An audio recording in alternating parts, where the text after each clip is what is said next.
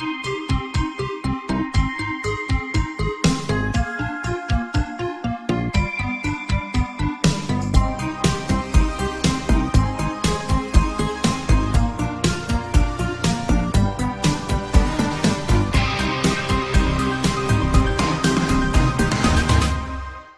your body infested with self-replicating nanofibers?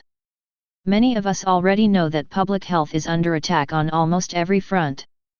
We're talking genetic manipulation by GMO foods, a massive global program of geoengineering, radiation poisoning from many sources, the bastardization of nutrition, an ongoing media propaganda and fear campaign, the chemical poisoning of water supplies with fluoridation, vaccine overkill, prescription drug overload, and so much more. The process of discovering all of this is like digging deeper and deeper into a rabbit hole with no end, and it keeps getting darker as you go. However, the further we dig down this rabbit hole of alternative information, or truth, or what have you, the stranger things become. So, when personal experience opens the door to believing something that sounds super far out, we owe it to ourselves and to our personal exploration of truth to keep an open mind and see where the info takes us. Try it on for size if you will, to see if it fits. Are we being infected by nanofibers? To that, here's something really unsettling to ponder: are people being infected in mass with self-replicating semi-robotic, non-organic nanofibers? Recently, a personal experience brought my attention to the growing concern that among the chemical poisons believed to be raining down on us from geoengineering projects, aka chemtrails, like aluminum and barium, it may also be that we are being infected with nanofibers. These fibers are believed by some to be delivered by chemtrails and are taken into the body when we breathe infected air or drink infected water. Once inside, they continue to self-replicate ad nauseam, ostensibly to deteriorate our health and well-being, disturb our natural emotional states and sleep patterns, influence our behavior, inflict chronic pain, to collect and transmit data, and to deliver other nanoorganisms and nanobots into our bodies. This is part of some secret transhumanist mind control conspiracy. All of this is certainly difficult to impossible to consider and to prove, but in the world of connecting there is certainly enough of a foundation to at least consider it. The nano-future is already here. It is already public knowledge that nanotechnology is a real part of our modern world and is considered by many to be the most happening frontier of science and of research and development. Nanoparticles are nanoscopic versions of chemicals and substances, and our consumer supply chain is already totally infested with them, from foods, to clothes, to paint, to toys, you name it. They enhance products in some way that ostensibly makes the product more attractive to we the consumers. Some of these consumable nanoparticles may very well cause cancer or even damage human DNA, but, hey, that's another conversation, but for now we do know that they're here, to stay. Nanomaterials are tiny versions of materials that are engineered to perform specific functions. Nature came up with the idea, and nature's own nanomaterials already coat things like lotus petals with water-resistant wax, or butterfly wings with nanoscopic scales. Modern technology has come up with fascinating things like carbon buckyballs, carbon nanotubes, quantum dots, and other mind-bending creations. You could really burn some quality time Googling some of this. The rise of the nanobots. Nanobots are another reality of the age of nanotech, and it is already public knowledge that versions of these tiny man-made robots can do some pretty incredible things. Nanorobots can tinker with cockroach DNA from inside the cockroach, gold nanorods can race each other on the inside of a human cell, and nanobots are being developed to perform operations on human blood cells and to deliver highly targeted medicines in the fight against cancer and other diseases.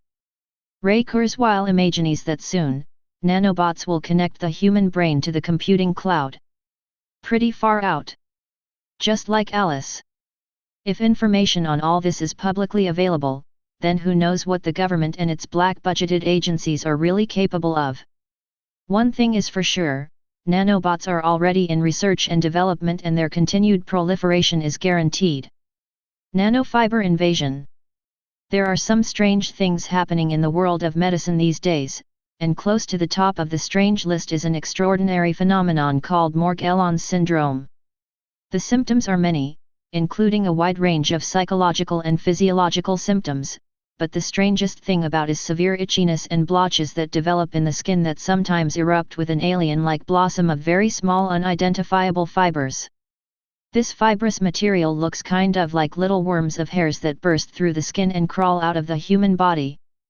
The fibers can be different colors, some are bioluminescent, some regenerate once they are extracted or torn from open sores in the body, and the many people around the world are documenting having this horrifying experience.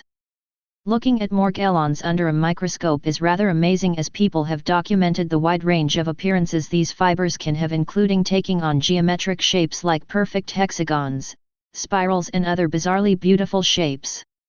There is no singularly accepted explanation for Morgellons at this time, but much information is available online for those who look, so if you are not yet convinced that Morgellons is real and is not merely psychosomatic, then spend some time looking at some of the resource links in the footnotes of this article.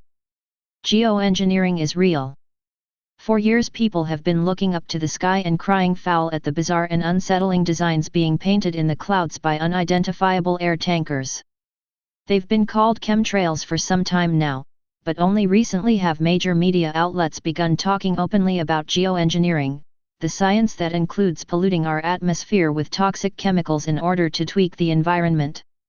There is an abundance of information on this topic available for viewing on the web, but here is an outstandingly mainstream admission of how geoengineering works, and an example of just how insane this all is. Here's David Keith, author of A Case for Climate Engineering, on The Colbert Show. The most frightening aspect of all of this is that nanotechnology is so miniaturized that it easily evades detection by the five senses, so how would we know if we were in fact infested with self-replicating nanofibers, or other diabolical agents? This is a serious and very deep topic. There exists an amazingly large body of information available from private researchers and independent journalists on chemtrails, Morgellons, and the potential of nanotech, some bits of it appearing more credible than other bits.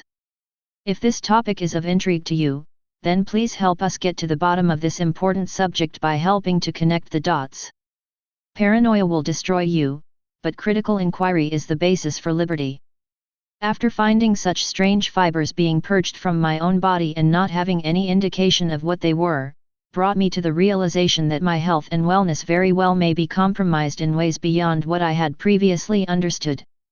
If there is a simple, rational explanation for what the fibers may have been, I'm the first who wants to know about it. If science is already advanced enough to produce the many forms of nano-objects we've looked at, is it that far out to consider that we may indeed already be infested with nanofibers?